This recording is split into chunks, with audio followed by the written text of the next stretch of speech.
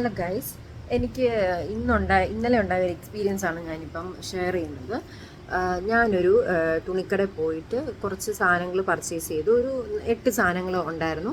അത് ഞാൻ പർച്ചേസ് ചെയ്തു, ബില്ല് പേയ്മെൻറ്റ് ചെയ്തു, തിരിച്ച് ഞാൻ വീട്ടിൽ വന്നു കഴിഞ്ഞപ്പോഴാണ് ഞാനിത് പൊട്ടിച്ച് നോക്കിയപ്പം അതിനകത്ത് 4 ഐറ്റംസ് ആണ് മിസ്സിങ് ആയത്. ഇന്നേഴ്സ് ആയിരുന്നു. 4 ഐറ്റംസ് മിസ്സിങ് ആയിരുന്നു. എനിക്ക് സത്യം പറഞ്ഞു കഴിഞ്ഞാൽ ഭയങ്കരമായിട്ട് ദേഷ്യം വന്നു. കാര്യം അവർ ഇതെല്ലാം നമ്മുടെ മുന്നിൽ വെച്ചാണ് ടിക്ക് ചെയ്തിട്ടെല്ലാം പാക്ക് ചെയ്തത്. പക്ഷെ പിന്നെ അത് എങ്ങനെ മിസ്സായെന്ന് എനിക്ക് ഇതായിപ്പോയി. ഞാൻ പിന്നെ അപ്പം തന്നെ രാത്രി വിളിച്ചു, അവരെ കോൾ ചെയ്തു. അപ്പോൾ അവർ പറഞ്ഞു ബില്ലൊന്ന് അയച്ചു കൊടുക്കും വാട്സപ്പിൽ, അവരും ചെക്ക് ചെയ്യണമെന്ന് പറഞ്ഞു. ചെക്ക് ചെയ്തിട്ട് അവർ വിളിച്ചിട്ട് പറഞ്ഞു. ഞാൻ പിന്നെ വിളിച്ചപ്പോൾ അവർ പറഞ്ഞു സാധനം ഉണ്ട് അവിടെ, വന്നാൽ മതി, തരാമെന്ന് പറഞ്ഞു. അപ്പോൾ ഞാൻ ഇന്നിപ്പോൾ രാവിലെ പോയിട്ട് സാധനം പർച്ചേസ് ചെയ്തു.